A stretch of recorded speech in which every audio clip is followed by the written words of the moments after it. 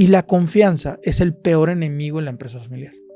Porque como confías, entonces no estableces reglas, no hay contratos, no hay reglamentos, no hay nada documentado, hay todo verbal. Entonces, lo que en la familia es lo más importante, que es la confianza y el respeto, en la empresa es lo más peligroso.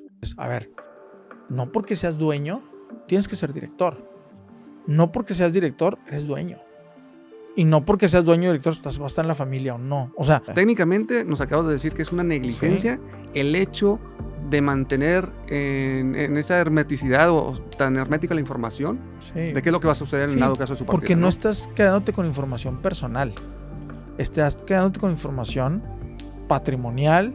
O vaya a ver los secretos de la familia y los trapitos al sol salen y de repente... Pero adivina qué, los fraudes en las empresas familiares suceden más por familiares que por externos. El duelo y la pérdida pueden ser complicados al desconocer el camino y las herramientas necesarias para sanar y sobrellevar una vivencia tan fuerte a algo tan natural.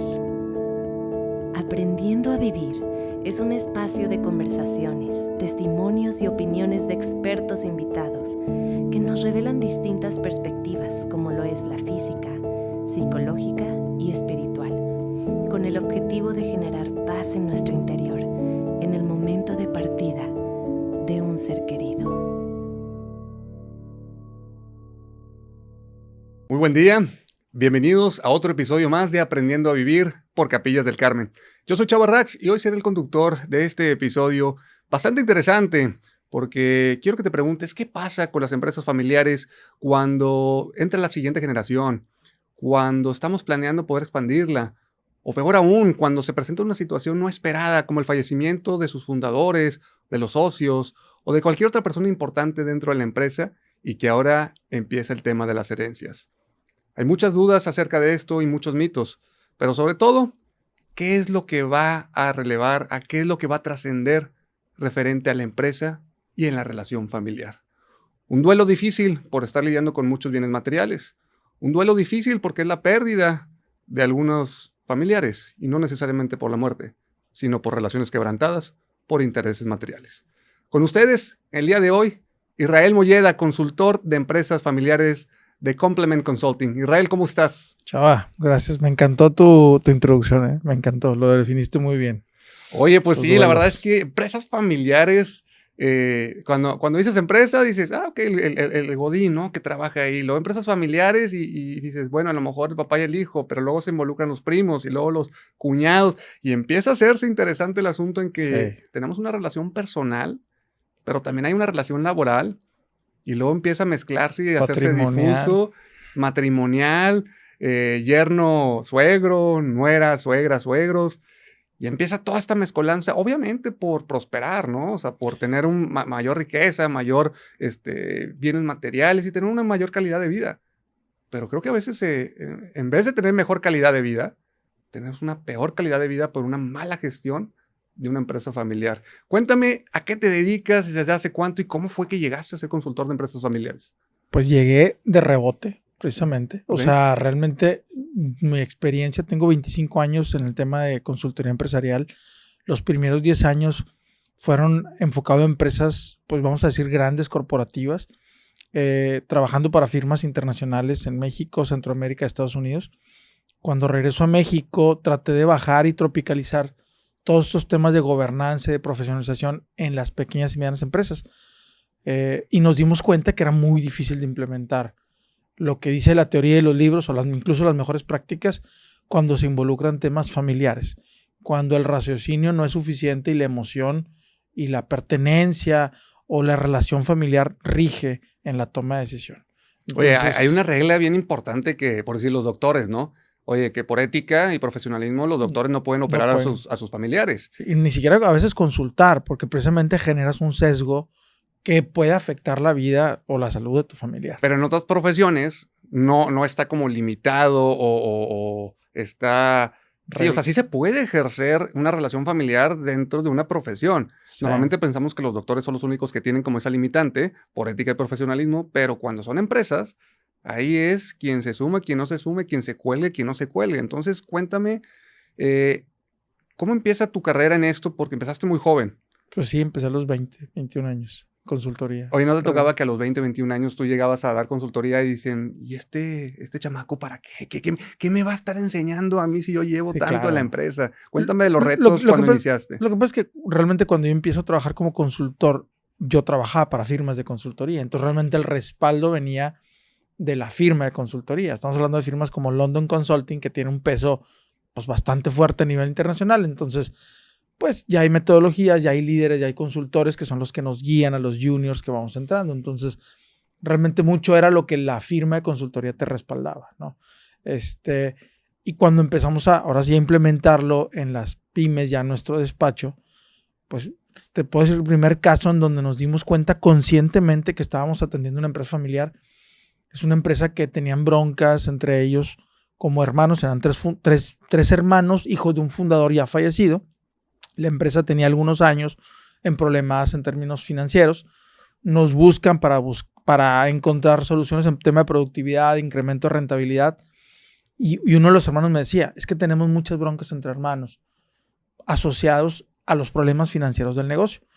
Queremos resolver los problemas financieros para poder resolver nuestros conflictos como hermanos, ¿no? Y entonces empezamos a resolver los temas financieros, productividad, logísticos, comerciales, pero la sorpresa fue que cuando se empezaron a resolver los temas financieros, se empezaron a agudizar los problemas familiares, porque antes no había dinero que repartirse, después empezó a haber rentabilidad que repartirse y entonces empezaron los saldos económicos y saldos familiares, en donde, oye, no, es que a mí me toca más porque acuérdate que yo puse y tú no pusiste. Oye, no, acuérdate que a mí me toca más porque yo trabajé más que tú. Y entonces empezó el regateo de las utilidades que antes no había, que empezaron a haber, de empezar a conflictos, después se fueron a maldiciones, casi llegan a golpes, y yo no entendía. Yo decía, oye, ¿por qué si ya resolvimos la parte financiera, el problema no nada más sigue, sino está empeorando, ¿no? Pues el famoso caso del sí o no, sí o no. Sí, claro. Y no quiero decir nombres, pero de seguro lo han escuchado esa frase. Claro. Y que se ve más común, no solamente es porque sea un video viral, sino el sí o no ocurre constantemente entre hermanos, ¿verdad? Sí, y te voy a decir, digo, lamentablemente me ha tocado ver casos peores que esos. O sea, nos hemos metido a casos en donde es bien difícil a veces que las familias reconozcan que hay un conflicto. Como que de forma natural queremos ver que la familia no hay conflictos. Y a veces no hay conflictos no porque no existan, sino porque no sabemos cómo abordarlos. Porque vemos el conflicto como algo que nos rompe como familia.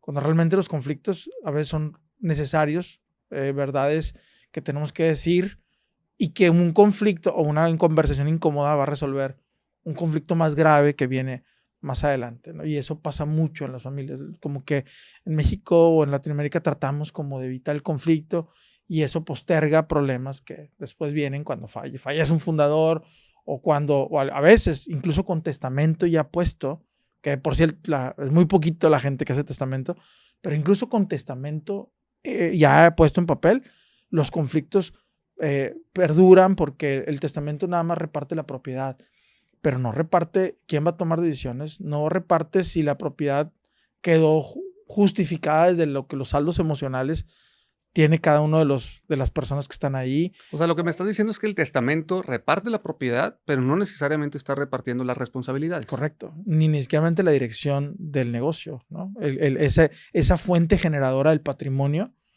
de lo que se va a repartir, eso nadie lo habla. Sí, porque a ver, aquí hay algo bien importante. Las cosas valen porque el humano le da el valor. Claro.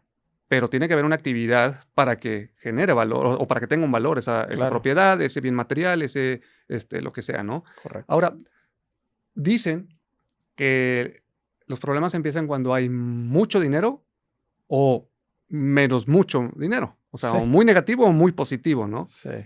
¿Qué es más común? ¿Pleitos más fuertes cuando hay mucho dinero o pleitos más fuertes cuando hay mucha deuda? Realmente los problemas más fuertes arrancan cuando hay mucho dinero y después comúnmente ese mucho dinero genera mucha deuda.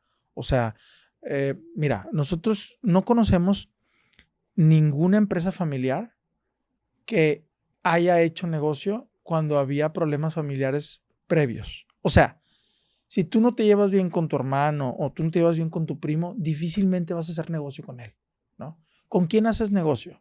Pues con quien congenias, con quien normalmente tienes ciertas ideales en común, ¿no? El concepto es la confianza en quien confías.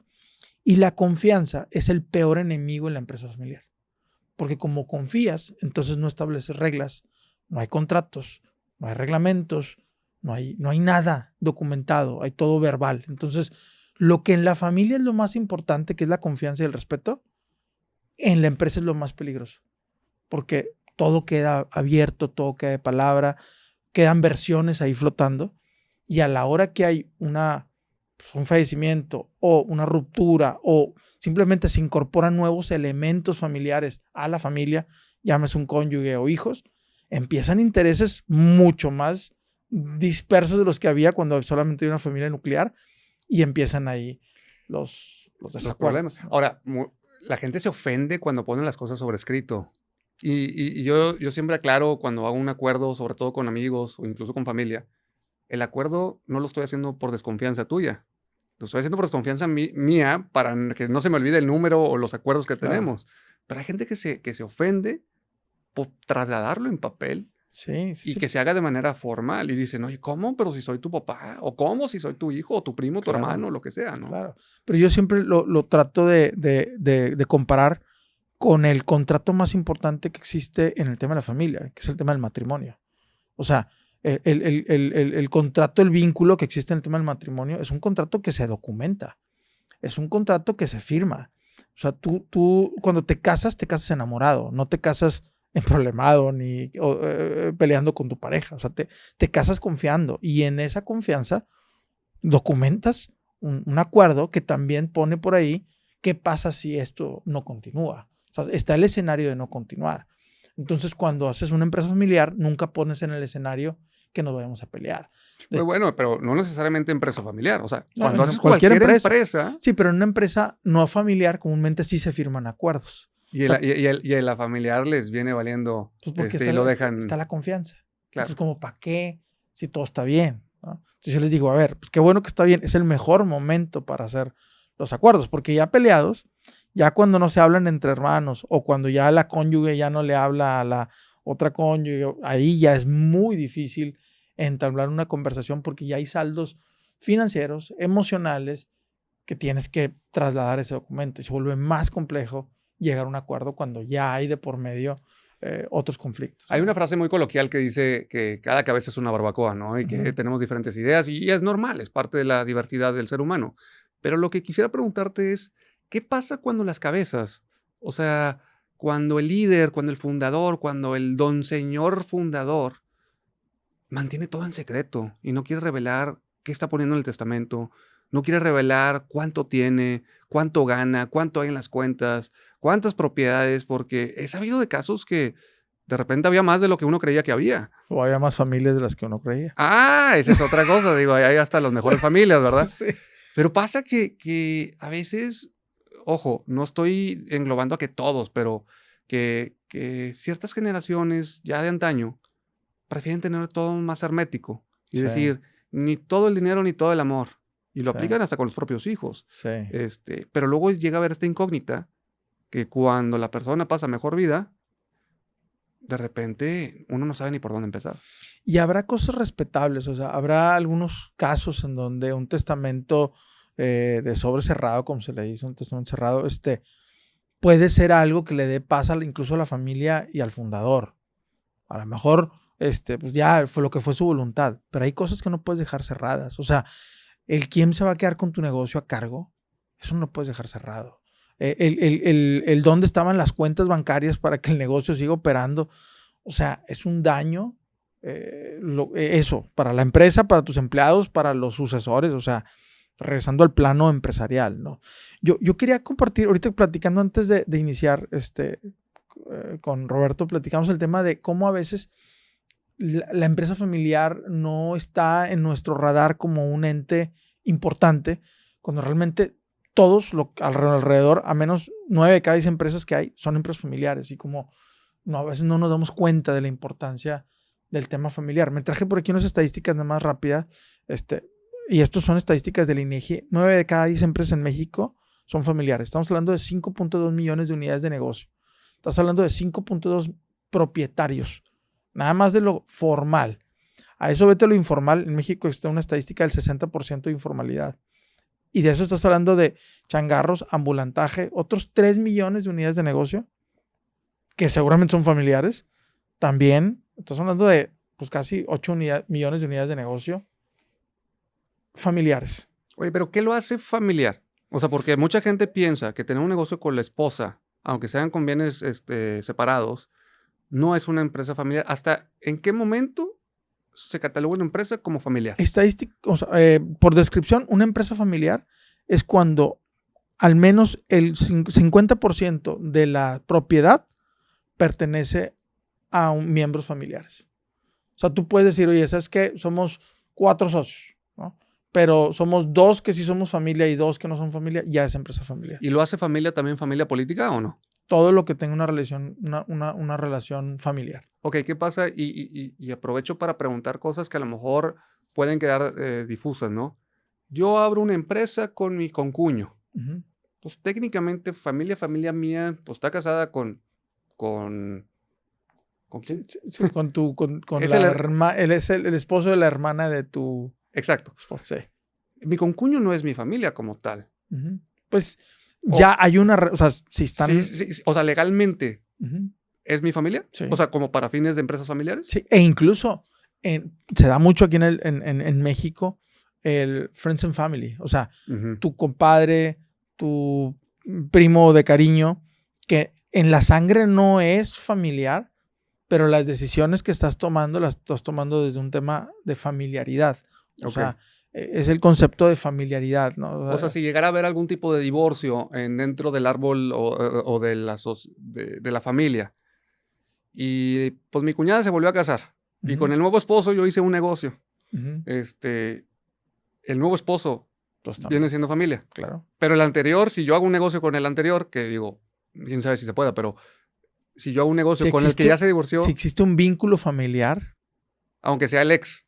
Pues es que sigue siendo el tío de... El papá de los hijos, sobrinos. De los ¿no? sobrinos. O sea... cuando ya metiste un pie en la familia, ya sí o sí eres familia. Siempre y cuando siga existiendo un vínculo familiar. Si esa persona, en este caso, se divorcia y se desaparece la vida y nunca más vuelve a aparecer en el plano familiar. Pues pero y yo sigo haciendo negocios con él, pues se considera como un socio normal, o sea, como no familiar. Claro, porque tiene que ver mucho el vínculo familiar. O sea, incluso conocemos empresas en donde hay hermanos, pero no se hablan. Y uno vive en otro país, y otro vive en otro, y hubo una ruptura hace mucho tiempo. Y aunque es una empresa familiar, porque hay un vínculo familiar, pues operan con contratos, operan con abogados. Entonces, pues ya no es tan familiar en la toma de decisión. ¿No sé si me explico? O sea, mucho tiene que ver el vínculo familiar, la emoción que está metida o el saldo emocional que va a estar ahí cuando hay un acuerdo o desacuerdo en el tema familiar. Oye, te quiero preguntar algo muy interesante que de seguro aplica para mucha gente que nos va a escuchar.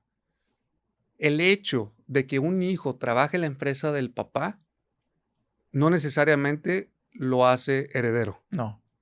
O sea, ahí es un empleado. Uh-huh. Que a lo mejor se saltó las entrevistas y llegó directo al puesto de director del tal departamento, pero porque esté trabajando ahí, es que yo trabajé los últimos 15 años de la vida de papá en la empresa y eso me hace acreedor a más porcentaje de la empresa cuando él fallezca. Sí, no. Y creo que es un error. O si... Es un error tanto del fundador, porque a veces lo quiere imponer, como de hijo de merecer, que siente que se merece eso por ser el hijo del fundador, ¿no? Uh-huh. O sea, hay por ahí una gráfica desde 1985, 84 más o menos, que habla de los círculos de la empresa familiar, en donde explica que en una empresa familiar comúnmente hay 3 círculos. Está el círculo de la familia, que es qué posición tienes en la familia, el círculo de la propiedad, que es cuántas acciones tienes o qué tan dueño eres de eso, y el círculo de la empresa, que es qué posición juegas dentro de la empresa. En una empresa familiar pues, está todo mezclado.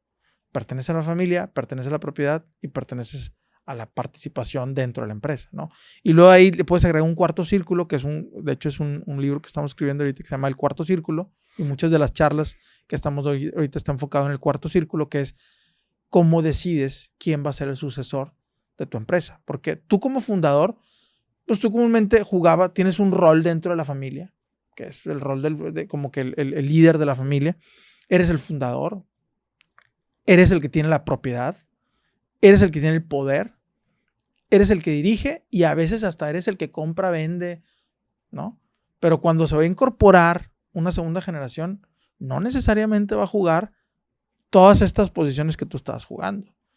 Si tienes 2 o 3 hijos y los vas a meter al negocio, no necesariamente los 3 van a jugar todas las posiciones. Sería imposible que los 3 fueran director general. Claro. ¿No? Oye, es que quiero que todos sean dueños. Ok, vas a repartir 33, perfecto, muy bien. Pero la dirección no la puedes repartir así. O sea, no puede haber un tercio de dirección, ¿no? Porque se vuelve un conflicto muy fuerte en empresas donde hay 3 directores. De repente la empresa dice, bueno, entonces ¿a quién le hago caso? ¿Y ahí qué? ¿Meten normalmente a un consultor externo neutral o si le dan un % más a alguien más para que...? No, comúnmente lo que hacemos es que primero vamos separando estas posiciones. O sea, reconocer que existen diferentes roles. Luego entender que es normal que los fundadores jueguen todos estos roles, porque en una etapa de sobrevivencia de las empresas, pues tenemos que jugar todos los roles, ¿no? Pero luego después, cuando empieza la profesionalización, es, a ver, no porque seas dueño, tienes que ser director. No porque seas director, eres dueño. Y no porque seas dueño o director, vas a estar en la familia o no. O sea, porque a veces el dueño dice, es que yo quiero que tú entres como director porque te vas a quedar con el negocio. Pues se puede quedar con tu negocio como propietario, pero no necesariamente va a ser el mejor director general que tu empresa requiere. O sea, lo estás forzando. Y a veces hay hijos que dicen, yo no quiero ser director general. Yo me quiero dedicar a otra cosa. Y entonces hay una ruptura familiar porque no continúo con el legado o con la herencia. Espérame, no tiene nada que ver la posición familiar con el tema de la propiedad, ni mucho menos con el tema de dirección. O sea, tú como fundador tienes que buscar quién es el mejor director general que siga haciendo crecer eso que te costó hacer, independientemente que sea familiar o no, independientemente que sea propietario o no. O sea, incluso muchas empresas que llegan a tercera generación optan porque el director general ya no sea de la familia, ni que esté en el acta constitutiva. Porque sí, o sea, que sea un empleado con altas capacidades externo, sí, ¿no? Y se vuelve muy objetiva la evaluación cuando hay un personaje que no tiene nada que ver con la familia ni con la propiedad, ¿no? Oye, ¿qué sucede cuando nunca hubo una consultoría, nunca hubo juntas de repartición de bienes, haya sido esporádico o paulatino, la partida del dueño o la partida del fundador y que no saben ni para dónde voltear? Y a lo mejor hay muy buena relación con los hijos y hay muy buenas intenciones, porque, a ver, no todo es malas historias, ¿no? Correcto. Pero también es agobiante en que la gente, los hijos o la siguiente generación no puede vivir el duelo de una manera sana, disfrutable en el sentido de natural, ¿no? Por estar descubriendo el hilo negro de que, pues no sabemos qué dejó papá. Claro. Y no sé la combinación de la caja fuerte, y no sé si tenía seguro, y luego que hay pólizas sin cobrar y que se desaparecen y pues le fue bien a la compañía de seguros. Sí. ¿Por dónde empezar cuando hay una incógnita tan grande y desconocimiento? Sí. Mira, la realidad es que han sido pocas, muy pocas, los casos en donde el fundador, al momento de hacerlo consciente de eso, te dice que no, que te dice que no quiere hacerlo. Sí nos ha tocado. O sea, nos han tocado fundadores que dicen, a mí me vale comino. Yo ya voy a estar en un lugar yo mejor. Yo voy a estar en otro lugar, su rollo, que se acomoden. Si se pelean, si lo que sea, a mí no me importa. Muy poquitos casos nos ha tocado eso. Porque para nosotros eso es una negligencia. Ya te estoy avisando que va a haber una bronca. Tus hijos están diciendo que necesitan información de tu parte de eso y que tú no lo quieras hacer. Muy poquitos casos. La mayoría, una vez que ya se detonó la necesidad, ya sea de los hijos o de ellos mismos, empiezan el proceso de profesionalización y de institucionalización, que son 2 etapas. A ver, que se tienen que aquí dijiste una palabra clave, y quiero que es negligencia. No usen este video para mandárselo a su papá. Estás haciendo negligencia. Dialóguenlo. Pero sí, técnicamente nos acabas de decir que es una negligencia, sí, el hecho de mantener en esa hermeticidad o tan hermética la información, sí, de qué es lo que va a suceder en dado caso de su partida. Porque no estás quedándote con información personal. Estás quedándote con información patrimonial en donde ya hay herederos y hay empleados. O sea, no es nada más, es que no quiero compartirles qué música me gusta. No, a ver, es información necesaria para avanzar. O sea, nos ha tocado empresas que el fundador fallece, no soltó información Y en lo que los hijos están viviendo el duelo, el fundador, de repente, oye, ¿y los tokens? Oye, ¿y el proveedor? ¿Cómo se llamaba? ¿Y el cliente? ¿Cómo facturábamos? Porque él hacía todo. Y a los 2-3 meses que ya pudieron sacar los tokens y pudieron sacar las cuentas, identificar o rastrear el flujo de información, quieren regresar con el cliente y el cliente dice, espérame, yo ya te saqué hace 2 meses. Yo ya conseguí proveedor. Y negocios que eran millonarios, millonarios, de la noche a la mañana valen cero. ¿Por qué? Pues porque el orquestador, el que tenía todo ahí, pues, se fue. Las empresas valen lo que los fundadores transfieren hacia las mismas empresas. Si tú como fundador no le transfieres tu know-how o tus tokens, tu empresa se va contigo a la tumba, ¿no? Y todo lo que generaste o todo lo que tu empresa podía generar, se acabó contigo. Sí, o sea, a lo mejor es una mentalidad bastante egoísta de que, pues, yo trabajé para mí, yo construí esto y yo me lo llevo a la tumba y que, pues, ya no incluso es válido. Si tú dices, yo quiero que sea así, perfecto, la ponemos a la venta en la empresa. Sí, pero pues que tenga un valor, que trascienda por lo menos. Claro, o sea, es que incluso se vale. Nos ha tocado dueños que dicen, yo no las quiero dejar a mis hijos. Yo quiero vender la empresa. Ah, perfecto, preparémoslo para la venta. ¿Qué quieres hacer con lo que va a resultar de la venta? ¿La quieres repartir o la quieres donar a caridad? O sea, ¿qué quieres hacer? ¿Te ha pasado que o sea, hereden a una buena causa y que no le toque nada a los hijos? No, todo el 100%, pero sí nos ha tocado. Y ¿sabes qué? No quiero que les quede todo a mis hijos. Quiero donarlo. Es más, nos ha dicho, quiero que quede una parte para mi hermana. No son mis hijos, pero quiero dejarle a mi hermana. O sea, sí se vale platicado. No nada más por resultado ahí y resultado de un fallecimiento y háganse bolas, ¿no? ¿Qué tan cierto es que dicen las historias que hay gente que hace su testamento en una servilleta? Y a lo mejor estoy exagerando el punto, a lo mejor en un papelito.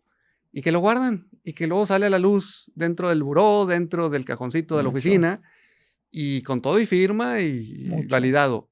¿Tiene validez legal un testamento, digamos, hecho en casa o hecho en oficina? Así en servilleta no, pero hay los testamentos de sobre cerrado donde vas y lo entregas cerrado al notario, ese sí tiene validez. Y el notario no lo puede abrir hasta que... No lo puede abrir hasta que fallezca el fundador. Pero en el momento que lo recibe el notario ejecuta. Pero nada que se encontró en las pertenencias del señor o de la señora que se encontró. Mira, es que aquí dice y aquí firmó mamá o aquí firmó papá. No. Eso te genera muchas broncas. O sea, no. Y de nuevo, volvemos al punto. El testamento reparte propiedad. Aún con el notario. Hay una estadística que dice que solamente, no sé, me ayudas a validarla, pero solamente del 5 al 8% de las personas en México tiene testamento. En Ciudad de México sube un poquito más a un 20%, porque ha habido muchas campañas del mes de septiembre, el mes del testamento, pero en general en México, de 5 al 8%. ¿A qué crees que se deba? ¿Es cuestión cultural? Yo creo que la vemos muy lejos, la muerte siempre. ¿Es por verla lejos? Sí. ¿O para no acercarla? Sí, porque para no invocarla. Sí, porque dicen, no, yo, ¿para qué hago testamento ahorita? No me estoy muriendo. No, porque piensan que ya están firmando su muerte, ¿no? Sí, es que asociamos el tema de entrega a un tema de ya no voy a estar. Cuando realmente el tema de entrega es, si no estás, ¿cómo entregarías esto? ¿No? O sea, el testamento tiene que ser desde el momento que tienes propiedad, no importa la edad que tengas, ¿no? Pero aún el testamento no resuelve muchos de los conflictos en el tema de la familia. Porque tú pudiste haber puesto en testamento un reparto que luego los hijos no lo reconocen porque no consideran que fue justo el reparto y eso sigue perpetuando el conflicto, ¿verdad?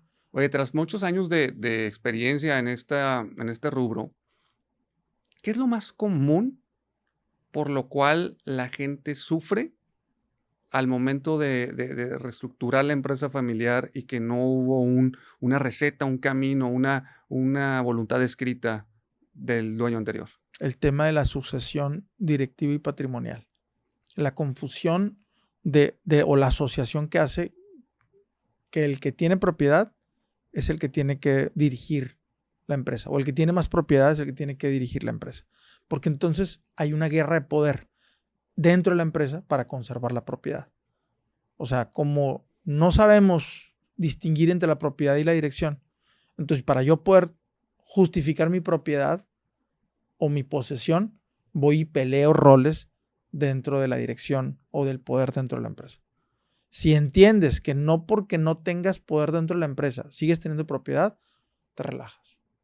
Relajas porque entonces ya no tienes que pelear por una posición de poder dentro de la empresa familiar. Porque hay gente que a lo mejor recibe la herencia y tiene, o sea, sigue recibiendo su lana, su renta, sus bienes, pero pues a lo mejor no se educó, no tiene las capacidades como para estar dirigiendo, que dice la empresa, mira, yo te doy el sueldo Mejor por gratis fuera, para sí, que no exactamente. estorbes. A veces es mejor. Pero qué mejor que eso esté ya acordado. O sea, que desde el fundador activo, vivo, lúcido, prepare su proceso de sucesión, independientemente que no se quiera jubilar en ese momento, ¿no? O sea, porque también es eso, el proceso de sucesión, en teoría, la metodología de sucesión dura hasta 8 años el proceso de sucesión. Si tú te quieres retirar en 8 años, pues ya tendrías que haberlo iniciado el proceso de sucesión, porque inicia desde la definición del rol del director general, cómo le vas a pagar al director general, quién va a evaluar al director general. Cuando eres fundador, nadie te evalúa. Tú solito, pues yo soy el mandamás, ¿no? Pero cuando vas a querer que te sucedan o que alguien cubra tu puesto, sí necesitas saber cómo lo van a evaluar, cómo le van a pagar. Comúnmente el fundador pues, recibe sueldo muy pocas veces, se cobra por utilidades, ¿no? Y entonces a la hora que dices, oye, voy a contratar a un director general, no, pero es que no le va a pagar todas esas millonadas, ¿no? Porque eso era de acciones, no de sueldo. ¿Cuánto tiene que ganar el director general para una empresa como la tuya?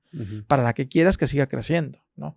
Entonces son también a veces retos para el mismo director de bajarse un poquito del ego y decir, puede que no soy el mejor director general que la empresa requiere, pero ahorita soy el que estoy, pero al menos consciente qué es lo que requiere la empresa y voltear a ver si dentro de la familia hay alguien que pueda desempeñar correctamente ese puesto y si sí lo hay, genial.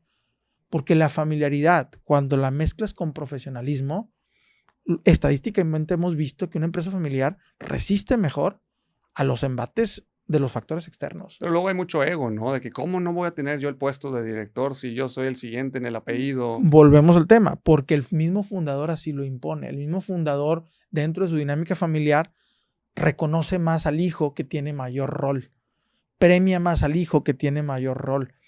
Se siente orgulloso más del hijo que tiene mayor rol dentro de la empresa, dentro del legado. Entonces los hijos compiten para poder destacar dentro de lo que el fundador les ha marcado como una dinámica de la empresa familiar. O sea, hay familias que no saben hablar de otra cosa más que de la empresa. O sea, sus comidas, sus desayunos, sus cenas, los convivios, cuando trabajan todos juntos, están hablando de la empresa. No hablan de otra cosa más que la empresa. O sea, nos ha tocado donde les decimos, oye, a ver, en la empresa no se habla de la familia y en la familia no se habla de la empresa. Oye, Israel, entonces, ¿de qué vamos a hablar? ¿Cómo se vive así? O sea, ¿De qué vamos a hablar? ¿De qué vida hablas? Sí, o sea, porque ya está tan metida la dinámica que ya no saben hablar de otra cosa, ¿no? Y es peligroso, porque imagínate, y pasa mucho, estás hablando con tus hijos, no, el tema del reparto, y tus vacaciones, y de repente esos hijos que ya están casados van a sus casas y la cónyuge que estuvo escuchando todo dice, oye, ¿por qué tu hermano gana más y trabaja menos? Oye, ¿por qué tu hermano está tomando más vacaciones que tú? ¿Por qué tu hermano sí va a los festivales de los hijos y tú no? Y empieza la almohada. Y tiene que ver con que se da la opinión teniendo un contexto muy corto, limitado. Pero empieza obviamente a contaminar el ambiente de las decisiones, de la prosperidad de la empresa, etcétera, etcétera, ¿no? Cuando el fundador está solo, como director, fundador, director y tomador de decisión y operador, casi no hay conflictos. Cuando mete a los hijos a trabajar, empiezan poquitos conflictos. Cuando los hijos se casan, ahí es la bronca. Ahora, hablando de cuando se casan, empieza el repartidero. ¿Qué pasa si hay unos hijos que se casaron por bienes separados y otros por bienes mancomunados? Mi pregunta es, si a la hora de la repartición, los que están por bienes mancomunados tienen derecho a estar en esa sesión, en esa reunión donde se revela cuánto les toca. Legalmente sí. Y el que está por bienes separados no puede meter al cónyuge. Legalmente no, pero eso nadie se los dice. De hecho, nosotros cuando empezamos con el tema de empresa familiar y que les decimos, ¿tienen hijos? Sí. ¿Están casados? No. Genial.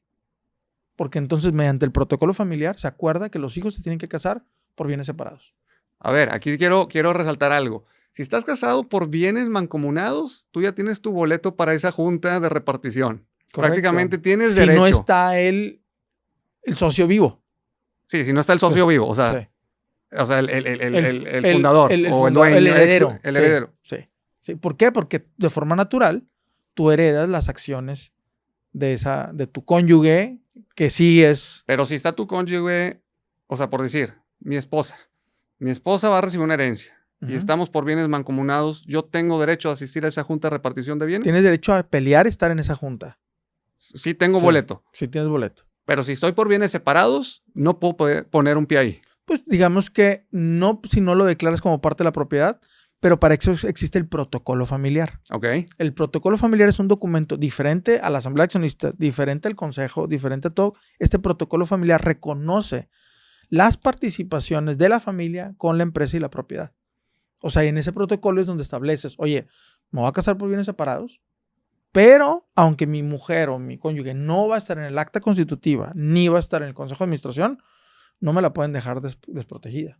Entonces se le establece un sueldo, se le establece una compensación, una prestación, seguros dentro del protocolo familiar, y ese protocolo familiar lo firma el consejo de familia y lo autoriza el consejo de administración o la asamblea de accionistas. Es otro documento. Acabo de decir algo importante, la asamblea de accionistas. Conozco los casos y muy por encimita, porque no tengo mucha información, no es mi área. Cuando entran los nietos, que ya se empieza a multiplicar la cantidad de gente involucrada y que dicen unos no tienen ni idea, pero más que el abuelo que traía buena lana. Correcto. ¿No? Y obviamente pues, ya le llegó a los nietos que ya crecieron y todo. ¿Quiénes tienen derecho a estar en una asamblea y quiénes no? Porque pues, si eres dueño y tienes un porcentaje de las acciones, ¿tienes un lugar en la asamblea? ¿En la junta de consejo? Si no lo estableces, en teoría, puedes pelear. A ver, hay dos tipos de asambleas de accionistas. Vamos a llamarle dos formas de administrar el negocio. Administrador único o consejo de administración. ¿No? Entonces, el administrador único lo que busca es reconocer las partes en función del reparto accionario, ¿no? Y entonces dice, bueno, pues vamos a tomar decisiones en asamblea de accionistas. Hay otro órgano que se llama consejo de administración. El consejo de administración es un órgano que vela por los intereses de los accionistas, pero no necesariamente están todos los accionistas en el consejo de administración. ¿Sí? Entonces tú pones en el consejo de administración a los accionistas más capaces y dejas fuera del consejo de administración a los accionistas que no son capaces o no están involucrados. No le quitas propiedad, siguen siendo propietarios de la empresa, pero la administra el consejo de administración. Ya. O sea, vas repartiendo un poquito ahí, conteniendo. Incluso ya para tercera generación, cuando entra el consorcio de primos, que se le llama, ya ni siquiera los primos entran al acta constitutiva. Comúnmente entran, son los que entran nada más la segunda generación, y entonces beneficias a la tercera generación por medio del protocolo familiar. O sea, no por medio de la asamblea de accionistas. El protocolo familiar es notariado, Sí. O sea, está formalizado, no Correcto. es como que nada más se dijo en una comida y ahí quedó, Correcto. ¿verdad? Y comúnmente el protocolo familiar, lo recomendable es que se suba estatutos del acta constitutiva. O sea, que reconozca ese documento en los estatutos del acta constitutiva. Cuando tú vas a hacer un acta constitutiva con un notario, no te dicen todo eso. Claro. Te dicen, a ver, ¿quiénes van a ser socios? Tú, ya, perfecto. Pero no te habla de qué responsabilidades tienes como socio. No te habla de cómo vas a resolver los conflictos como socio. O sea, no te habla de toda esta parte. Asumen que van a estar bien y que van a ser los únicos que están ahí en el tema de la empresa, ¿no? Claro. Ahora, ¿qué pasa cuando mencionaste hace ratito? Oye, ¿sabes qué? No tengo las capacidades para ser el director general, soy dueño, pero mejor meto a alguien que es mucho más capaz, que va a hacer buen rol, que va a prosperar la empresa. Con un sueldo, con un horario, un reglamento, funciones y con una vigencia. Porque también los fundadores, pues nos quedamos en la empresa como directores generales toda la vida. No esperas que un director externo se quede toda la vida. Claro. Hay un proceso de mandato que incluso Harvard nos lo marca como 10 años máximo. O sea, después de 10 años, pues el director general ya no está aportando cosas necesariamente nuevas e innovadoras. Está repitiendo lo que hizo los años anteriores. Entonces, en teoría, por eso en Estados Unidos, los cambios de los CEOs son pues, frecuentes, porque te tiene que estar innovando y metiendo una nueva competitividad e innovación al negocio. Oye, el tema de confianza. Y decías, oye, pues la confianza en la familia y luego resulta ser que pues, no salió tan confiable. Cuando contratas un externo y lo metes como director, pues estás confiando en sus capacidades, pero resulta ser que luego el director se dio la prestación de un supercarrazo, que está viajando en primera clase cuando no es necesario, y luego traes al, ¿cómo dices? Al gremio de primos, o ¿cómo se dice? Al consorcio. Al consorcio, perdón, al gremio. Al consorcio de primos, y lo traes aquí encima del director porque pues le quieres monitorear cada peso. Sí. ¿Se vale? ¿No se vale? Digo, ahí es un abuso de poder y de confianza, porque a lo mejor está mal administrando los recursos y se está dando la vida de lujo, cuando a lo mejor no es necesario, o dos, ni siquiera la empresa tiene para dar ese tipo de vida de director. Sí, es que volvemos al tema. Si tú no preparas el proceso de sucesión directiva, alguien va a venir a agarrar tu lugar y no necesariamente va a estar la empresa preparada para que lo agarre tu lugar correctamente. O sea, tú tienes que establecer el rol, el función, la evaluación y el sueldo de ese director general. Y luego jugarlo. Oye, yo todavía quiero estar como director general otros 10 años. Órale, juégale como director general. Págate como director general. Oye, es que no me alcanza. Está bien, págate aquí como director general y págate acá como dueño. Tu estilo de vida no lo sacrifiques, pero sí diferencia cuánto estás recibiendo como director, cuánto estás recibiendo como dueño. Aprende a rendir cuentas. Un gran problema en las pymes es que no hay accountability, no hay rendición de cuentas. En ninguno de los niveles, ni a nivel familiar, ni a nivel empresarial. Entonces dicen, oye, pues va a venir un director general. Pues qué peligroso meter un director general externo fuera de la familia cuando no hay accountability. Y entonces, ¿qué dices? Pues mejor no quiero un director general, no me vaya a robar, no me vaya a echar a perder el negocio. Pero adivina qué. O vaya a ver los secretos de la familia y los trapitos al sol salen y de repente... Pero adivina qué, los fraudes en las empresas familiares suceden más por familiares que por externos. Entonces, el ser familia... ¿Vuelve a repetir eso? Sí, ¿Cómo? Los fraudes en las empresas sucede más por familiares que por externos. Órale. O sea, es más probable que sea un hermano el que te haga un robo que el que sea un externo. Porque el mismo familiar, con la misma confianza, con la misma sentido de pertenencia, dice, pues esto me toca a mí. ¿Y ese tipo de acciones tiene una repercusión legal? Claro, si se comprueba. Y si no, tiene una repercusión familiar. Yo siempre les digo, entre más familiaridad haya, más auditoría y más rendición de cuentas tiene que haber. Porque pones en riesgo más cosas. Si tú detectas que una persona que contrataste en compras, detectas que está teniendo un acuerdo con proveedores o se está llevando una lana de la empresa y no es tu familiar, lo vas a correr con la mano en la cintura. Pero si esa persona es tu hermano, es tu hijo, hay muchas cosas más en juego. Y entonces, si ejecutas la misma acción, te vas a llevar de encuentro a la familia. Y si no la ejecutas, te vas a llevar de encuentro a la empresa. Entonces tienes que tomar una disyuntiva de qué voy a hacer. Porque no hubo rendición de cuentas, porque no hubo evaluación. Y a veces el robo o el fraude se dio de forma ignorante. No querías hacerlo y creíste que nadie se iba a dar cuenta. Creíste que era justo hacer ese tema, ¿no? Entonces, fue por un mal juicio, fue por una mala evaluación de la circunstancia. Porque no hubo una rendición de cuentas dentro de la empresa. Entonces, entre más familiaridad haya, más rendición de cuentas, más contratos, más acuerdos que si no. Porque la toma de decisión se vuelve más dura, más compleja cuando hay variables familiares. Hay más cosas en juego. Israel, ¿consideras que dentro de las empresas familiares, porque, a ver, siempre está el hijo, el primo, el hermano medio bohemio que hace como que trabaja, pero no trabaja, pero estorba más? ¿Consideras que en los costos es mejor considerar un sueldo al junior estorboso para que no le haga más daño y sacarlo de la jugada y darle ahí como que un rol superficial? Depende si la empresa tiene para cubrir eso, ¿no? A veces nos toca de que, oye, pues es que mi hijo es rockero, es músico, pero es el que tengo. Entonces hablas con él y le dices, oye, pues sabemos que no es algo que te encanta, pero la empresa espera de ti esto. Pero ¿cómo ves si vamos estableciendo un presupuesto o un escenario financiero que en el momento que la empresa pueda pagar a alguien que no seas tú, lo buscamos, te cubrimos y te quedas en la parte de la propiedad? Porque no necesariamente, forzosamente, tienes que estar operando el negocio, pero siempre vas a ser el hijo de...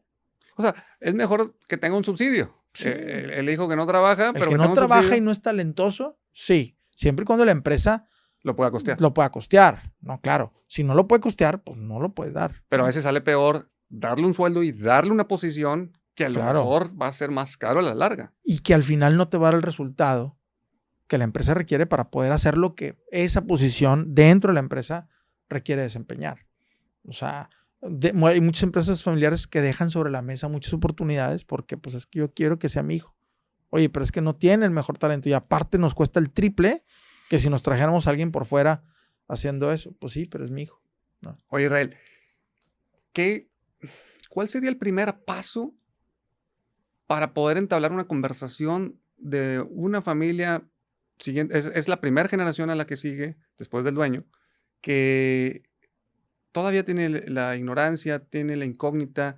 ¿Es mejor que el dueño tenga la iniciativa o que los hijos o los herederos tengan la iniciativa? ¿Qué funciona mejor? Mira, el ideal sería que el fundador sea el que de forma preventiva, antes de incorporar a sus hijos, cuando ya vea que más o menos tienen edad de empezar a trabajar, que empiece a preparar todo esto, ¿no?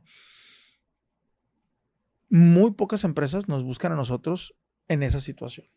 La mayoría de las empresas nos buscan cuando ya hay algún tipo de conflicto. Okay.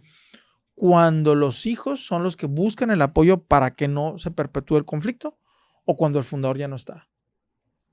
Ya no está y no dejó acordado nada, o hay versiones. Es que a mí me dijo que yo me iba a quedar y lo hablas con el otro. No, es que a mí me dijo que él no, pero como él el mayor le había dicho que sí, pero finalmente no, y por eso hasta me pagó la maestría porque sabíamos que mi hermano o mi hermana no era la indicada, ¿no? Pero todo quedó en palabras y está el testamento bien bonito ahí, firmado y todo, pero no están reconocidas las voluntades del fundador.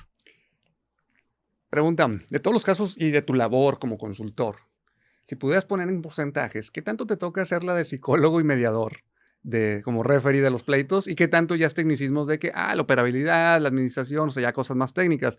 ¿Funges más como ese referee mediador, psicólogo familiar, o funges más como la parte técnica consultor?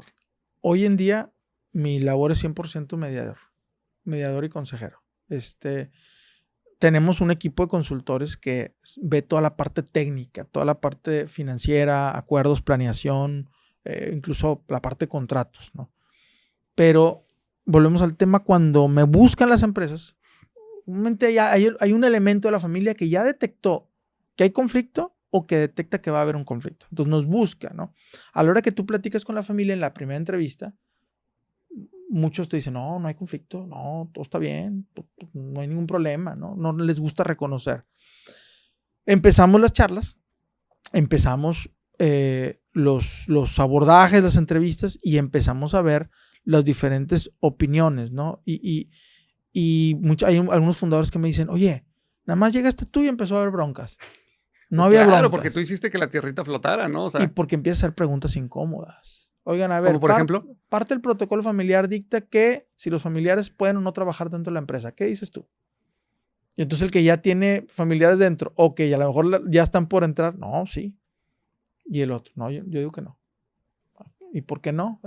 Esa no me la sabía. ¿Y por qué sí? Le das la desconocida, sí, ¿no? O a ver, ¿creen que el director general tendría que ser de la familia, sí o no? Y entonces empiezan. Oigan, ¿les gustaría evaluar la empresa para una posible venta, sí o no? Hay algunos hijos muy emprendedores que dicen, a ver, la empresa es para maximizar el valor por una posible venta en futuro, ¿no? Y otros que dicen, no, es que esta es la herencia de la familia, hay que trabajarle ese legado, o sea, me explico, ¿no? Entonces, si nunca conversan esas cosas, de repente llega el momento de tomar una decisión y empieza el conflicto, ¿no? Cuando me certifiqué en tema de protocolo familiar, uno de los capítulos que vemos es el tema del secuestro. Y nos ponen un caso. Dicen, a ver, un fundador tiene 3 hijos. A uno de los hijos, el menor, lo secuestra. Y entonces piden rescate, hablan con el fundador habla con los otros 2 hijos. Una hija y un hijo, el hijo mayor cónyuge. El hijo mayor casado, la hija soltera. Y entonces habla con la hija y le dice, oye, pues vamos a rescatar a tu hermano, vamos a hacer lo que tengamos que hacer. Y entonces la hija dice, papá, lo que tú me digas, es tu empresa, ¿no? Y entonces va con el hijo mayor, le dice lo mismo, y el hijo mayor dice, yo no estoy de acuerdo. Yo no estoy de acuerdo porque es muy poco probable que nos vayan a regresar a mi hermano. Y al vender todo, es muy probable que vamos a perder todo lo que construimos. Y nuestras familias, y además de la mía, mi cónyuge y mis hijos, vivimos de aquí. Entonces yo no estoy de acuerdo en rescatar a mi hermano, como lo están pidiendo. Y eso generó un conflicto. No había conflicto. No puedes evitar que sucedan esas cosas. Lo que sí puedes evitar es decir, señores, si llega a haber un secuestro en la familia, ¿cómo lo vamos a resolver? ¿Quién va a pagar el rescate? ¿Cuánto va a ser el presupuesto de rescate que vamos a establecer? Todos aquí en la mesa, vivitos, coleandos y sanitos. Eso sí lo puedes prevenir en el protocolo familiar. Oye, y pues digo, tantas historias que te ha tocado vivir, que dices, cuando crees que te las sabes de todas, de repente sale una nueva más interesante o más peculiar. ¿Te ha tocado ver trancazos en juntas? ¿Qué haces? Tú como consultor, o sea, corres, te haces para atrás, te esperas afuera de la sala. ¿Qué haces en esos casos? Porque se requiere mucha inteligencia emocional para poder abordar estos temas y no necesariamente todos tenemos la inteligencia emocional para abordar estos temas. Entonces nosotros somos muy conscientes que llegamos a veces a participar en una empresa familiar no porque lo merecemos, sino porque nos tocó, ¿no? Y entonces tenemos que estar muy atentos a ciertas dinámicas o ciertos conflictos previos a la empresa. Nosotros siempre decimos que nosotros arreglamos problemas familiares detonados por malos acuerdos empresariales. Lo que platicábamos al inicio. Yo no conozco ninguna familia que en problemada haga negocio juntos. Comúnmente hacen negocio juntos los que están en armonía, en paz, y quieres perpetuar y repartir esta bonanza o esta abundancia entre las personas que más quieres. Pero al no establecer acuerdos, roles, funciones, detonas problemas familiares originados por malos acuerdos empresariales. Pero nosotros no arreglamos problemas empresariales detonados por conflictos familiares. O sea, si ya de raíz hay un conflicto, hay una herida de infancia, hay un tema de violencia, de humillación, nos tocó una vez un fundador que se le ocurrió meter a los hijos de sus 3 mujeres a trabajar juntas. Entonces, imagínate el nivel de convivencia que tenían los medios hermanos. No había nivel de convivencia. Entonces queríamos resolver el tema empresarial, pero la raíz estaba rota. No había unión familiar. Yo conocí a uno que se le ocurrió llevarla de recursos humanos a un concierto de Coldplay. Bueno, imagínate. Pero, pues sí, o sea, para eso están los protocolos, de que si violas esto, esta regla impuesta... Y para eso existen otros profesionales que son terapeutas y psicólogos, de los cuales también echamos mano cuando es necesario. O sea, si nosotros detectamos que el problema familiar ya también trae características en el tema de psicológicos emocionales, nos ha tocado recomendar como parte de la solución. Ustedes tienen un pool de psicólogos que te recomiendo ya es chamba tuya, ya no es mi área. Sí, hay conversaciones que tienen que ir a otro lado, a otro especialista, que empezamos primero desde la terapia grupal para resolver estos temas en familia e incluso la terapia individual. Que eso lo recomendamos, ¿no? Pero sí les decimos, para avanzar en lo empresarial, no pueden seguir discutiendo en esta forma. Entonces, resuelvan sus temas emocionales en lo individual o en lo grupal para poder seguir avanzando en estos temas empresariales. Porque no podemos avanzar con faltas de respeto, no podemos avanzar con estos temas. Nos ha tocado, sí, incluso más graves que solamente golpes. Oye, tengo una pregunta que puede sonar medio controversial. Y normalmente el emprendedor, el dueño, pues fue el que se aventó, que se las vio duras y que pudo salir adelante y ahorita pues goza de su reinado, ¿no? Pero luego dicen que si vale o no vale la pena involucrar a la esposa en la administración del negocio, porque usualmente, no quiero decir que todas, las mujeres son mejores administradas. Y a veces el hombre es más aventado, más el riesgo y demás, ¿no? ¿Cómo ha sido tu experiencia en lo que has visto globalmente? Si vale la pena involucrar a las esposas dentro del negocio o no. Mi recomendación personal, y esto no hay estadística, personal, es que no lo hagas. ¿Por qué? Porque tienes que tener una madurez emocional muy fuerte como pareja, como para no llevarte saldos de pareja a temas empresariales. O sea, comúnmente, y eso está probado, la dinámica familiar se mezcla en la dinámica empresarial. Entonces, tu dinámica familiar que tengas se va a mezclar en la dinámica. O sea, va a pasar, o sea, es imposible mantenerlo. Entre parejas, entre hijos. O sea, entonces, entre menos variables te traigas de la familia hacia acá, a la empresa, mucho mejor. Y creo que no hay variable más importante que dicta la dinámica familiar, que es la dinámica entre cónyuges. Entonces, nos ha tocado casos en donde era una pareja muy amorosa, entre todo muy bien, ya tenían su dinámica entendida, reconocida. El momento que la llevan al plano empresarial, ya no les funciona. Y entonces nos ha tocado trabajar con empresas familiares fundadas por los cónyuges, en donde la recomendación es vender o comprar acción de uno u otro para salvaguardar el matrimonio. Porque ya estaba tan deteriorada la relación matrimonial originada por la lucha de poder en el tema empresarial. Y ambos fundaron, o sea, ambos emprendieron al mismo tiempo. Pero son estilos que incluso se espera que en la pareja encontremos perfiles diferentes. Claro. Eso es lo ideal o lo esperado, ¿no? Y complementos que potencialicen. Complementos. Ajá. En la parte empresarial, cuando tienes dos personas con poder tomando decisión con estilos tan diferentes, la organización se confunde. O sea, lo más sano, en dado caso de emprender con pareja y tener ese éxito, es que en esta área tú decides y tú mandas, y en esta área yo mando y respetas. O no, más bien es quién va a ser jefe de qué. Ajá. ¿Yo voy a ser tu jefe o tú vas a ser mi jefe? Pero no por áreas, en toda En todo el organigrama. el organigrama. Oye, tú vas a ser la directora, perfecto. Yo voy a ser el de ventas, perfecto. Yo te rindo cuentas a ti como directora. Aunque los dos seamos dueños, yo te rindo cuentas a ti como directora. Entonces, en la parte de organigrama operacional, vale la pena establecer quién es jefe. Uh-huh. Al final de cuentas, Si los dos somos el dinero propietarios, va a llegar de la misma manera, pero por fines operativos es mejor establecer el organigrama y que cada quien tenga su espacio en el organigrama. exactamente. No puede haber dos directores, ni tres directores. Okay. Aunque haya dos fundadores, o dos propietarios, o tres propietarios. Sí se vale tener muchos propietarios, no se vale tener muchos directores. Ya.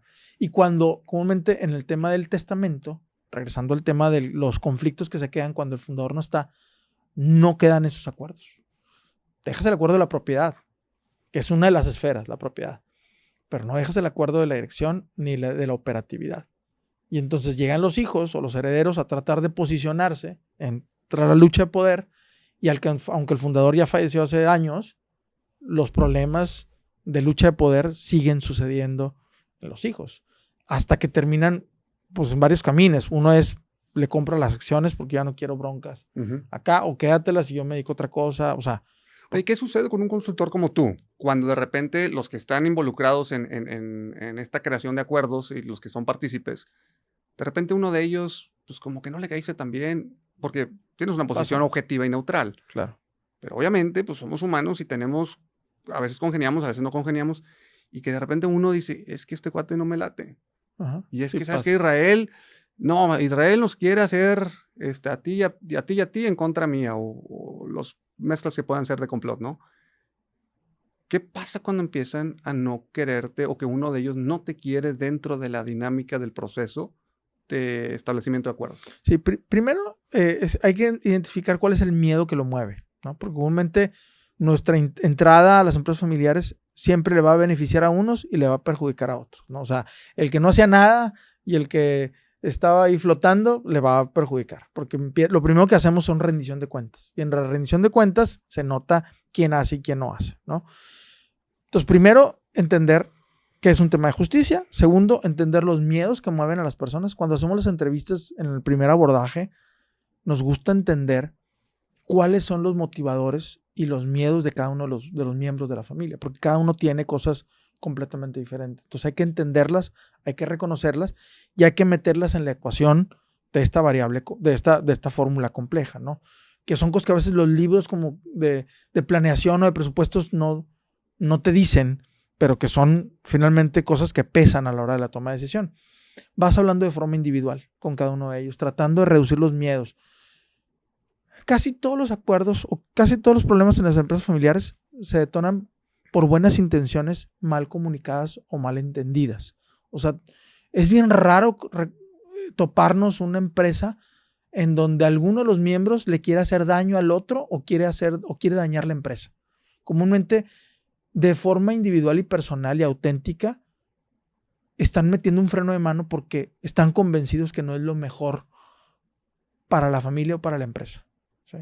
En la mayoría de los casos. Sí nos ha tocado alguno que otro que sí busca su beneficio propio, pero en la mayoría de los casos hay beneficios que se quieren generar, pero las formas de resolverlos no congenian, no empatan. Entonces ahí es donde está el conflicto. Entonces yo siempre llego con el tema de, sabemos que todos queremos lo mejor para todos, sabemos que queremos lo mejor para la empresa, sabemos que no necesariamente coincidimos en lo que es mejor para la empresa. Este ejercicio es para ver entre todos sus opiniones y ver cómo llegamos a un mejor puerto, creciendo de forma estructurada, siendo más competitivos, pero salvaguardando la relación familiar, que eso no significa que no vayamos a tener conflicto. El conflicto es necesario, los desacuerdos son necesarios, el desacuerdo te hace crecer porque te permite ver las cosas de forma diferente, pero tenemos que conciliar y alinear para poder avanzar. Que creo que aquí aplica la del mal paso darle prisa, porque a ver, si sí o sí es una conversación que se va a llevar a cabo, ahorita es más fácil que mañana. Correcto.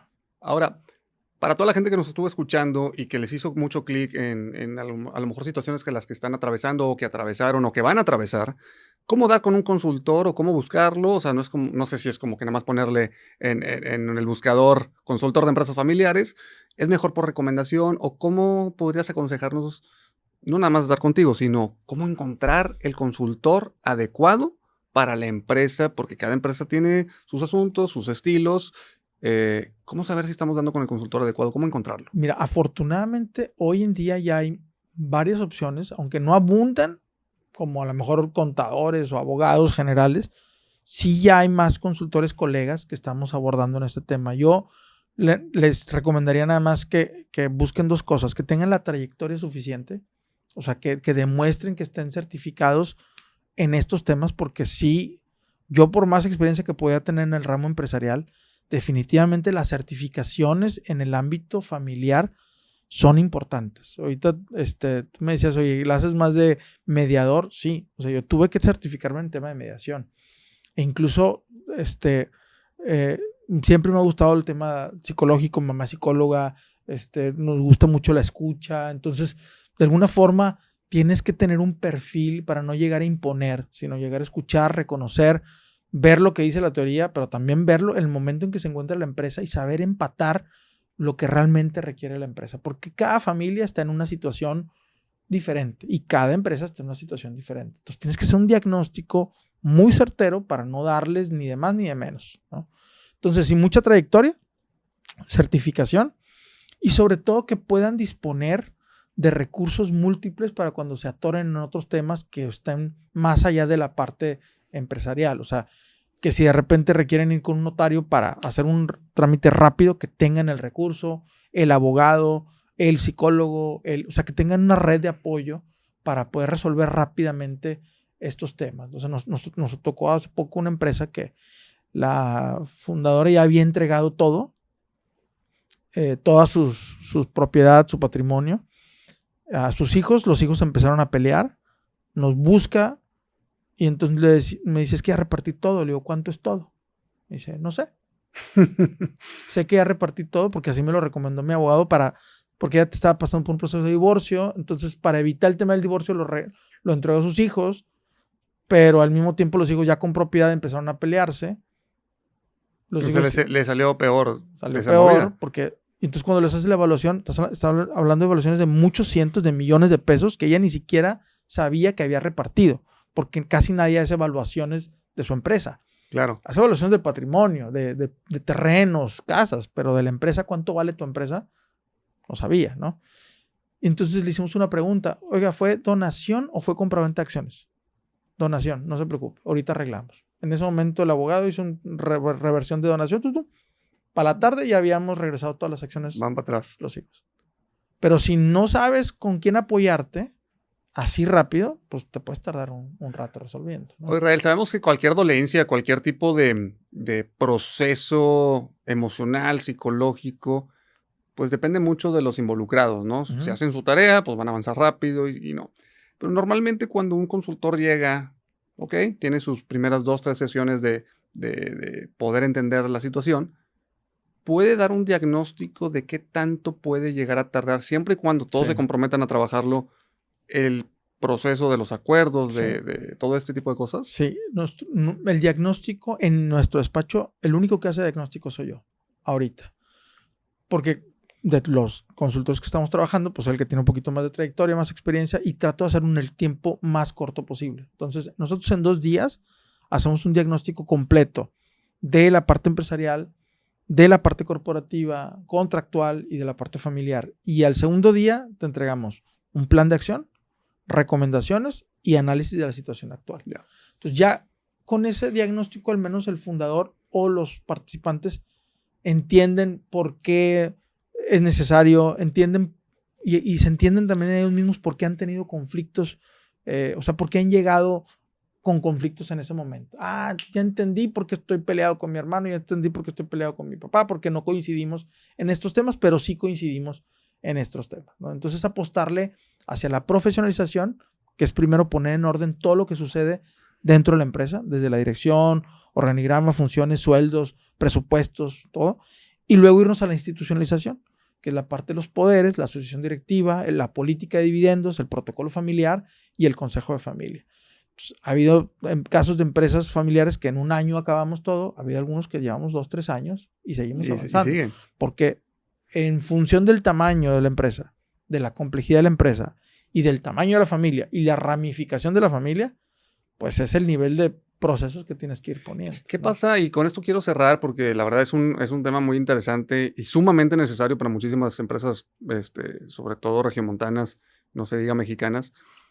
¿Qué pasa cuando, ok, todos quieren trabajar, pero resultó que uno no le interesa, le da flojera por cuestiones de logística, por cuestiones de desinterés, no quiere estar en esas juntas y el resto llegan a acuerdos, se gestionan, pero ya cuando hicieron todo ese trabajo, el que nunca fue a las juntas dice, no, siempre sí quiero saber qué onda y no estoy de acuerdo. Uh-huh. Pues ya se perdió todo ese trabajo. ¿Se vale hacer eso o ya? Dentro del tema de la gobernanza ponemos socios activos y socios pasivos, que a veces se le llama serie A o serie B, ¿no? Uh-huh. Dependiendo, y eso lo pones en estatutos.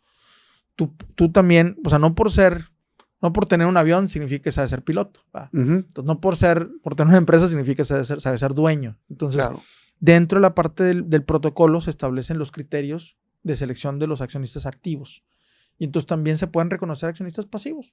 Tienen propiedad, pero no tienen voto. Y entonces se les hace firmar, oye, ¿quieres ser activo? Requieres tener esta formación. De hecho, hay muchas universidades y muchas maestrías que les preguntas, oye, ¿por qué estás aquí? No, pues porque el protocolo familiar me decía que tenía que... Que sí o sí necesita la maestría, ¿no? La maestría en finanzas o el IPA, lo que sea, ¿no? Me requisito para la herencia. Sí, si no, no aplico. Lo pones, porque si no, imagínate, lo vas a poner a tomar decisiones financieras sin tener el conocimiento. Claro. Entonces, desde el mismo protocolo, defines un presupuesto para apoyar a los próximos sucesores, ¿no? O sea, el protocolo familiar es un instrumento tan padre donde puedes generar tantos beneficios que muy pocas empresas lo exploran. No, y aparte se requiere de mucha valentía y vulnerabilidad, o sea, porque sí pasa que a lo mejor no hay tanto como se creía que había. Sí. O a lo mejor hay de más de lo que se creía y el miedo de que empiecen los conflictos, ¿no? Sí. Pero creo que a veces mucha gente le saca la vuelta porque dice, pues mejor ya que esté en mejor vida y que se peleen el resto, ¿verdad? ¿Para qué me meto en conflicto de mis últimos años de vida? Lo único que quiero es disfrutar. Sí. Pero creo que lo dijiste y con esto cierro, es una negligencia el hecho de no tomar la responsabilidad de poner las cartas sobre la mesa y sobre todo de redactarlas de manera pacífica con un experto y que, pues ahora sí, y vivieron felices para siempre, ¿no? Correcto. O sea, ese sería lo ideal. Correcto. Bueno, pues con esto cerramos. Muchísimas gracias, Israel, por tu visita y por instruirnos en todo esto. Sé que hay muchas cosas por decir, pero creo que nos haces pensar mucho de todo lo que se tiene que hacer para los que estamos involucrados en este tipo de situaciones. Gracias por la invitación. Oye, Israel, y antes de cerrar, si nos pudieras compartir tus redes o la forma de poder contactarte en dado caso que la gente esté interesada en poder recibir un diagnóstico y ayudarlos en ese tipo de servicios. Claro, pues me pueden encontrar en casi todas las redes sociales como Israel Molleda. Nuestra empresa se llama Complement Consulting. Últimamente estoy tratando de subir muchos videos a TikTok, porque antes yo no era tan fan de TikTok, pero pues ahí hay muchos próximos herederos a las empresas. Entonces, siempre estamos subiendo videos. Nos encanta compartir contenido, nos encanta democratizar el conocimiento. Para nosotros una misión es el poder acercar a más empresas familiares esta información para que de forma preventiva puedan seguir creciendo, manteniendo la armonía y los lazos familiares. Bueno, pues ahí escucharon a Israel Molleda.